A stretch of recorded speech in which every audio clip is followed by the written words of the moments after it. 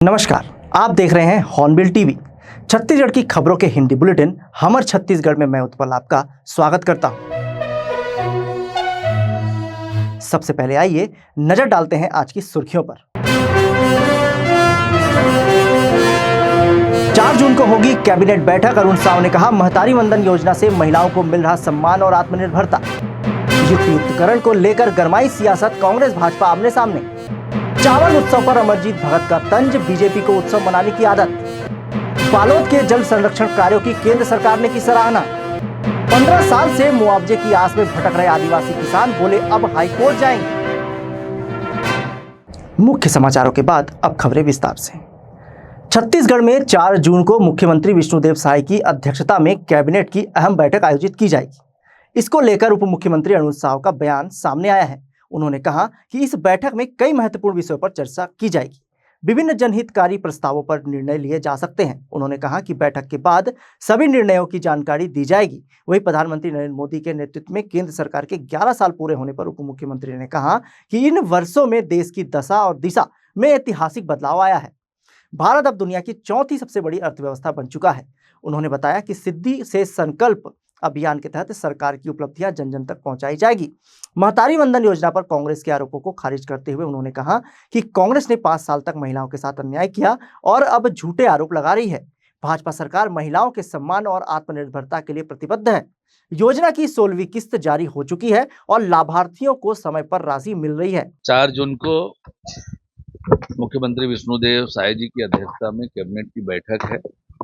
बैठक में विभिन्न विषयों पर चर्चा होगी और जिन विषयों पर चर्चा होगी, जो निर्णय होंगे, आपको बैठक के तुरंत बाद सूचित करेंगे। नरेंद्र मोदी जी के नेतृत्व में सरकार को 11 साल पूरा होने वाले हैं। इन 11 सालों में देश की दशा और दिशा बदली है। देश एक नए उत्साह और ऊर्जा के साथ आगे बढ़ा है। देश के आम लोगों के जीवन में परिवर्तन आया है। देश का चहुमुखी विकास हुआ है। हर क्षेत्र में तरक्की हुई है। एक तरफ सबका साथ सबका विकास, ये मूल मंत्र से सरकार सबके जीवन में परिवर्तन लाने का काम कर रही है। 25 करोड़ लोग गरीबी रेखा से ऊपर आए हैं। वहीं देश आत्मनिर्भरता की ओर बढ़ रहा है। देश दुनिया की 4थी बड़ी अर्थव्यवस्था बनी है और इसलिए तो 11 साल की उपलब्धियां हैं। 11 साल में जो परिवर्तन देश में आए हैं वो जन जन तक पहुंचे, इस उद्देश्य से संकल्प से सिद्धि तक ये अभियान पार्टी चलाएगी। नीचे स्तर तक जाएंगे और लोगों को 11 साल की उपलब्धियों को बताएंगे और क्या परिवर्तन आया है इन 11 सालों में, तो लोगों तक उसकी जानकारी पहुंचाने का ये अभियान है। प्रदेश में स्कूलों के युक्तियुक्तकरण को लेकर सियासत तेज हो गई है। कांग्रेस लगातार इसे लेकर भाजपा सरकार पर हमलावर है। इस मुद्दे पर अब उप मुख्यमंत्री विजय शर्मा और प्रदेश कांग्रेस अध्यक्ष दीपक बैज आमने सामने आ गए हैं। उप मुख्यमंत्री विजय शर्मा ने स्पष्ट किया कि युक्तियुक्तकरण के तहत कोई भी स्कूल बंद नहीं किया जा रहा है। उन्होंने कहा कि एक ही परिवार से संचालित प्राइमरी और मिडिल स्कूलों को मर्ज किया गया है, न कि बंद। केवल प्रधान पाठक का पद एक किया गया है और किसी शिक्षक या कर्मचारी की नौकरी नहीं गई है। उन्होंने कहा कि यह एक सुव्यवस्थित प्रक्रिया है जिसे विपक्ष गलत ढंग से प्रचारित कर रहा है। देखिए, युक्तियुक्तकरण को में किसी भी एक भी स्कूल बंद नहीं हो रहा है। जिस तरीके से गलत प्रचार इसके विषय में किया गया, स्कूल बंद नहीं हो रहा है। 2 स्कूल मर्ज हो रहे हैं। एक ही प्रीमाइसेस में एक मिडिल स्कूल है, एक प्राइमरी स्कूल है और दोनों के प्रधान पाठक अलग अलग हैं, तो दोनों स्कूल मर्ज हुए, तो बंद नहीं हुआ। अभी बिल्डिंग उतनी है, कक्षाएं उतनी हैं, छात्र उतने हैं, सिर्फ प्रधान पाठक एक होगा तो ठीक है, प्रधान पाठक एक हो सकता है। अब एक जो प्रधान पाठक बचे तो वो पद खत्म नहीं हो गया, उस व्यक्ति को कहीं और काम उससे लिया जा रहा है। ये अच्छी व्यवस्था है ना। इस अच्छी व्यवस्था को दुष्प्रचारित किया जा रहा है, ये गलत है। जो आप एक विषय कह रहे हैं उसका मैं जरूर ध्यान करता हूँ। वहीं कांग्रेस प्रदेश अध्यक्ष दीपक बैज ने सरकार पर निशाना साधते हुए कहा है कि सरकार जटिल शब्दों का प्रयोग कर जनता को भ्रमित कर रही है। युक्तियुक्तकरण, समायोजन और मर्ज जैसे शब्दों का असल मतलब स्कूल बंद करना है। उन्होंने आरोप लगाया कि सरकार युवाओं को नौकरी देने से बच रही है और स्कूल बंद कर रही है। कांग्रेस इसे लेकर लगातार जनता के बीच जाएगी। देखिए, सरकार दरअसल वो भाषा बोल रही है जो सामान्यतः लोगों को समझ में ना आए कि युक्तियुक्तकरण, समायोजन, मर्ज जैसे शब्द का प्रयोग कर रही है। अगर आप उस स्कूल का डिवाइस कोड अगर समाप्त कर देंगे तो इसका मतलब क्या हुआ? अगर आप सिंपल सा उदाहरण, अगर आपके पास अगर कोई मोटरसाइकिल है, कोई 4 चक्का है, उसका आप आरटीओ से आप रजिस्ट्रेशन कराते हैं आप, तो ऑथेंटिक हो जाता है कि वो गाड़ी आपकी है। अगर आप आरटीओ ने अगर आपकी मोटरसाइकिल या आपकी 4 चक्का लाइसेंस को या नंबर को आपने निरस्त कर दिया तो आपकी तो नहीं रही, वो गाड़ी किसी की नहीं रही, है नहीं? तो फिर रिकॉर्ड से भी खत्म हो गई। तो सेम यही उदाहरण है, सरकार सिर्फ टेक्निकल शब्दों का प्रयोग कर रही है और डायरेक्ट बंद शब्द का प्रयोग नहीं कर रही है, लेकिन उस चीज़ को तो हम लोग तो समझ रहे हैं ना, उस चीज़ को शिक्षित युवा समझ रहे हैं ना कि ये सरकार मर्ज, समायोजन और युक्तियुक्तकरण नहीं बल्कि एक बहाना है। मेन असली निशाना ये है कि युवाओं को नौकरी नहीं देना है, इसलिए उन्होंने 10,400 स्कूलों को बंद करने का निर्णय लिया। क्या इससे भी पहले भारतीय जनता पार्टी की 15 साल सरकार थी, उन्होंने भी 3,000, फिर उस समय भी 3,500 3,500 स्कूलों को इन्होंने बंद किया। जो पिछले समय हमारी कांग्रेस की सरकार आने के बाद उन स्कूलों को चालू करने का निर्णय हम लोगों ने लिए। बंद नहीं था तो क्या था?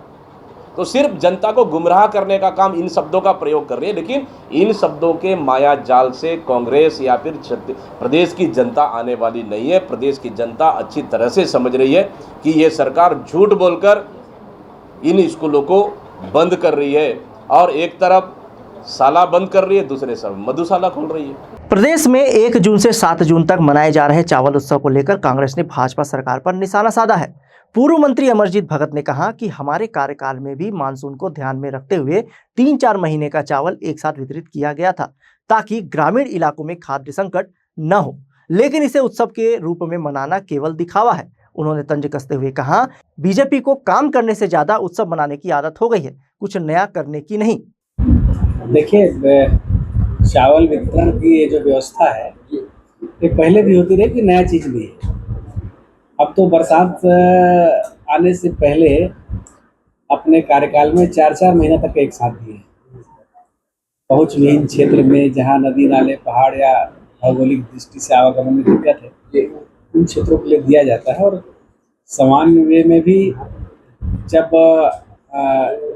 FCI में और बाकी जगह मूवमेंट में दिक्कत रहता है तो स्पेस बने करके भी 3-3 महीना का पहले दिया गया है। कोई नया चीज़ नहीं है। और पब्लिक के सहूलियत के लिए सरकार अपनी सहूलियत के लिए ये सब काम करते रहे। चावल देते थे लेकिन उत्सव क्यों मनाते थे? चावल उत्सव अब क्या है कि जिनको उत्सव मनाने का आदत है, किसी का में भी उत्सव मना लेते हैं। अब उत्सव में होता है कुछ उसका एक नियम होता है, उसमें गांव में खुशहाली होती है, लोगों में खुशहाली होती है। तो छत्तीसगढ़ में कुछ नया करते तो जरूर खुशहाली होती, नया कुछ तो हो नहीं रहा है। साल भर में एक बार जैसे कर्मा का त्यौहार आया, तीजा का त्यौहार आया, दिवाली का आया, होली का आया, उसमें दिखता है कि खुशहाली है, मिठाई बट रहा है, नाच रहे हैं, रंग गुलाल चल रहा है या पटाखा। उत्सव का तो यही एक पैमाना रहता है। और ऐसे ही उत्सव का वोट टांगना है तो कहीं भी टांग दो, उसमें कोई मना ही थोड़ी नहीं। उत्सव जैसा माहौल रहेगा गाँव में 3 महीने चावल मिलेगा? ऐसा कुछ नहीं है। अब वो चीज़ नया कुछ नहीं है ना, जो व्यवस्था चल रही थी उसको आप रिपीट कर रहे हैं, तो उसमें कोई नया आया उत्सव मनाने जैसी कोई बात नहीं।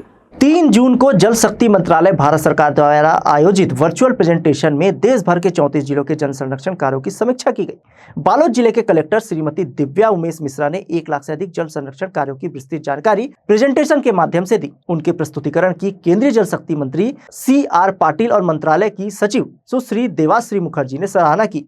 मंत्रालय ने बालोद जिले के जनभागीदारी और स्थायी जल संरक्षण प्रयासों को अनुकरणीय बताया। बिलासपुर के ग्राम पंचायत पोड़ी तहसील सीपत के 40 आदिवासी किसान बीते 15 वर्षों से मुआवजे की मांग को लेकर प्रशासनिक दफ्तरों के चक्कर काट रहे हैं।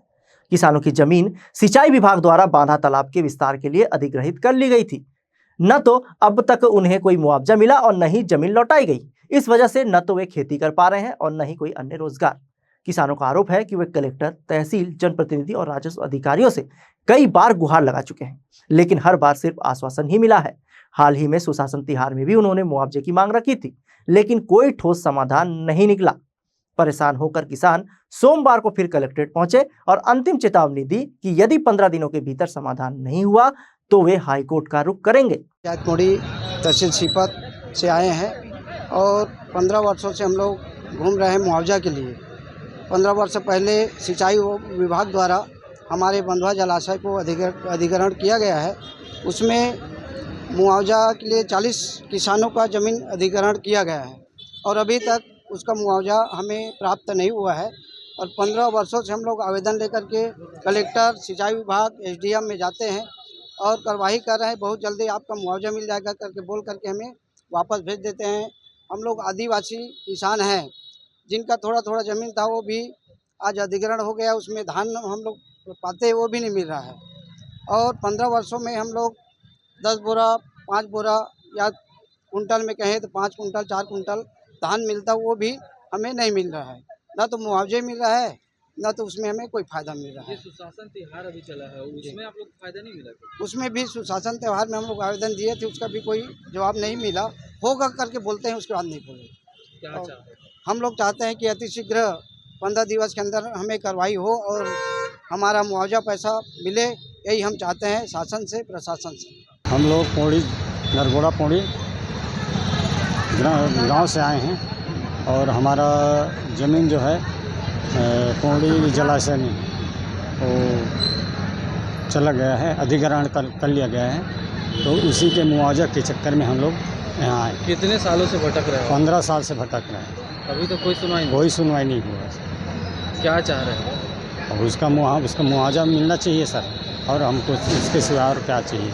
बिलासपुर के न्यायधानी में सागौन तस्करों ने डिप्टी रेंजर अरविंद बंजारे पर जानलेवा हमला कर सनसनी फैला दी।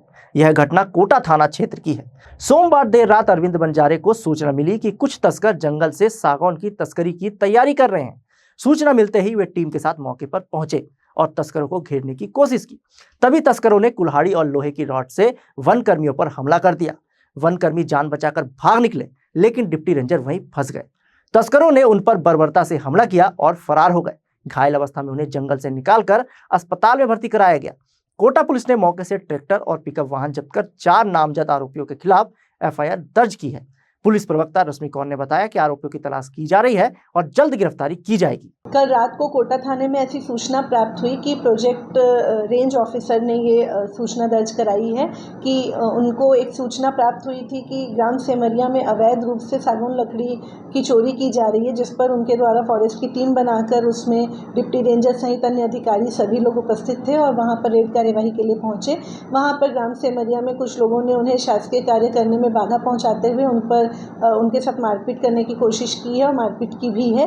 तो जिस पर से पुलिस ने इसमें तत्काल एफआईआर दर्ज की है। इसमें 4 नामजद आरोपियों का नाम आया है जिनके खिलाफ अपराध दर्ज किया गया है और इसमें धारा लगी है 121(1) BNS, 132 BNS, 221, 296, 351(2), 324(4) और 35 BNS की धारा के तहत अपराध पंजीबद्ध कर अग्रिम विवेचना के लिए लिया गया है। जिनका नाम आया कि पहले भी क्या अपराधी?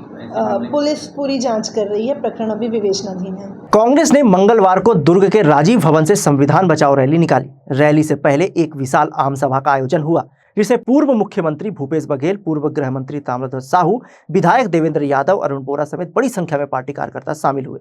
सभा को संबोधित करते हुए भूपेश बघेल ने केंद्र सरकार पर संवैधानिक संस्थाओं को कमजोर करने का आरोप लगाया। उन्होंने कहा कि भाजपा विधायिका, कार्यपालिका और न्यायपालिका पर दबाव बनाकर लोकतंत्र को कमजोर कर रही है। अखिल भारतीय कांग्रेस कमेटी के निर्देश पर आयोजित इस रैली का उद्देश्य संविधान की रक्षा और लोकतंत्र को मजबूत करना है। रैली राजीव भवन से शुरू होकर गांधी चौक, मोती कॉम्प्लेक्स होते हुए गांधी प्रतिमा पर माल्यार्पण के साथ संपन्न हुई। दुर्ग जिले की 6 विधानसभा क्षेत्रों से कार्यकर्ताओं ने बढ़ चढ़कर हिस्सा लिया।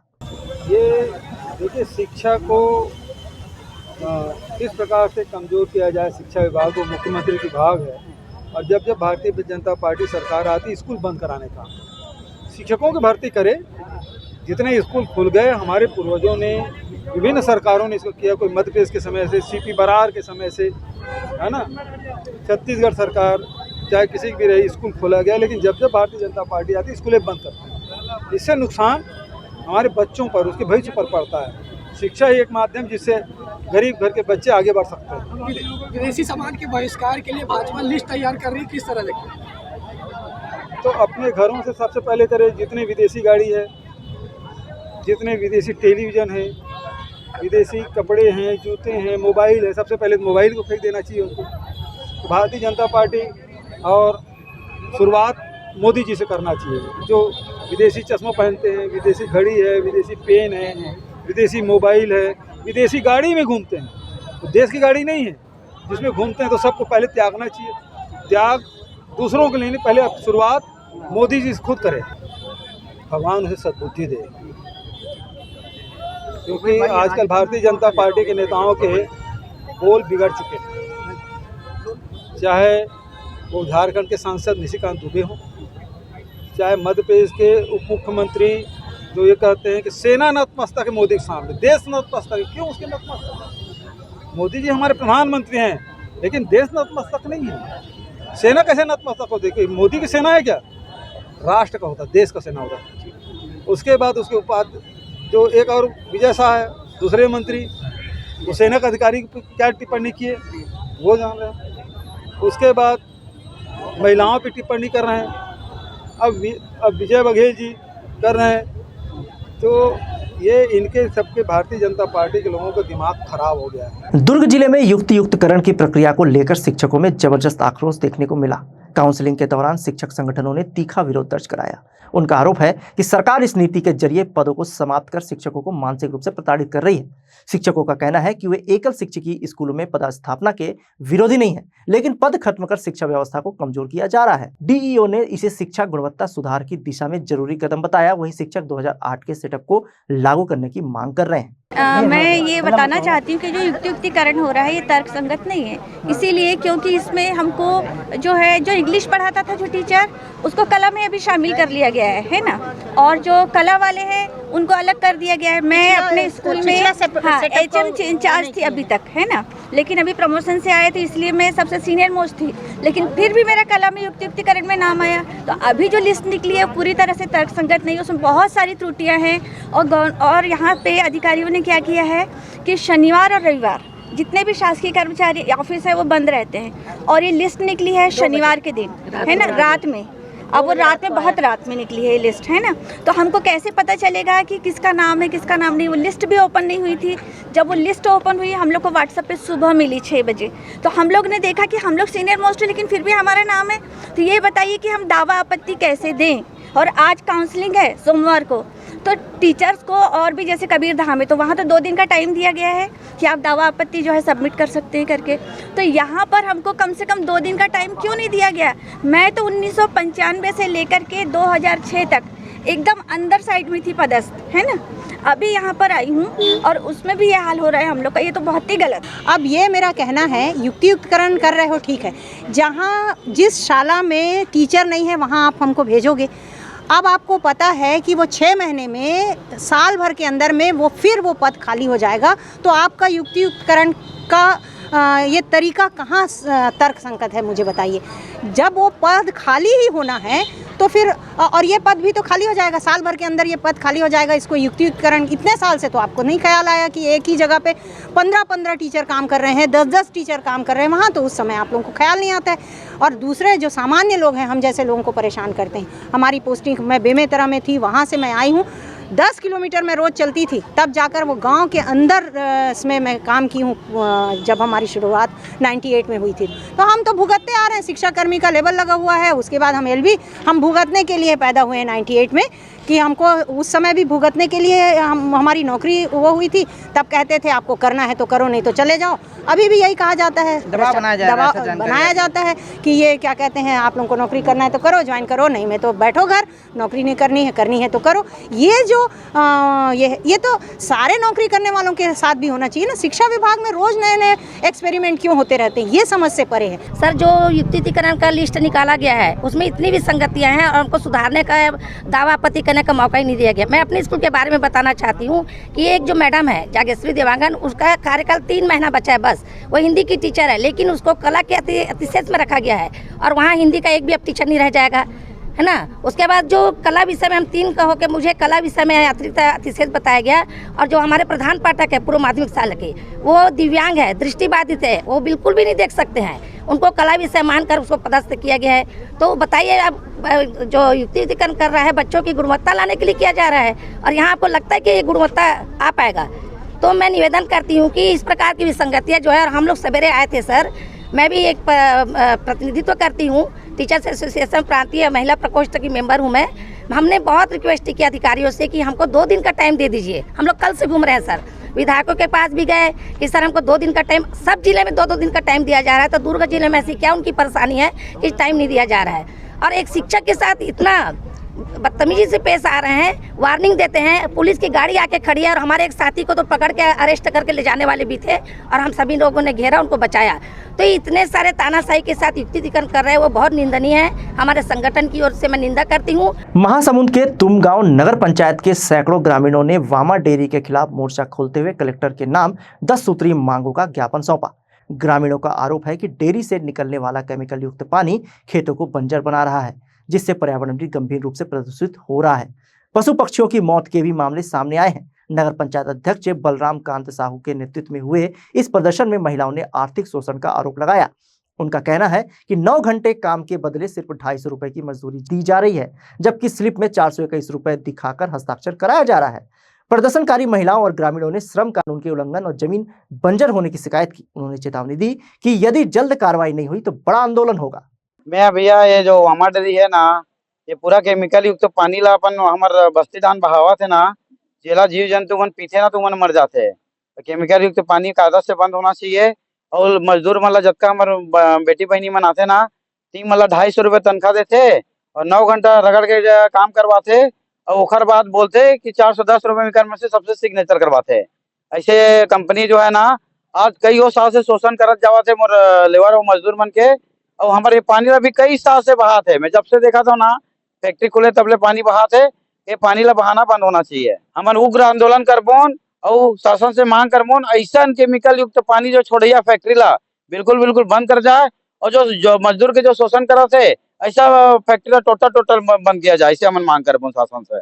हमारे जमीन में बहुत समस्या आते, कुछ चीज नहीं होते। खबर नहीं होते तो वो पानी के नाम ले कुछ नहीं हो। काकर पानी जाते? ये 2 फैक्ट्री के पानी जावा थे। अच्छा, का कहा थे उमन है हमन जाथन के हमन नहीं करे हैं, वो जाते कुछ कर ले, हमन नहीं है कर सकन। ये पानी ला तो ऐसे कर सकते, हमार जमीन में ही करते तो ओकर जमीन तो यहाँ तहसीलदार कलेक्टर साहब मेरे करे हो तो हमन नहीं गिरे हैं, फिर गिरी तो हमार घर के मन है। हाँ, तब बंदे नहीं होते साहब मन। अब काय की ही से तेल हुई बन जानी साहब, फिर वो बंदे नहीं हो तो पानी बहुत बदबू करते, ओकर मारे हमन एकदम परेशान हो गए हैं। हमारा 250 में 250 रोजी देते और 410 रुपया में हमारा साइन करवा है। ये साल से ऐसे फर्जी काम है वामा डेयरी चला थे? ये 3-4 साल से हो गए मैं काम, मतलब 4 साल हो गए मोर काम करा थे, लेकिन यही बोला थे। कौन साहब है तीमन तुम्हारे से 450 रुपया 421 रुपया साइन करा थे? मैनेजर सर है और सरपंच सर है, ये मैंने सब बोलते। का तुमने कर खिलाफ आवाज उठाए हो कि तुमन 250 रुपये देता हो, 425 पैसे साइन करा था, करवा तो कैसे बोले हन? तो हमारा ये बोली से बे कि हम नेतागिरी मत मारो, ऐसा करके बोले। कौन कहा दृश्य वैसने?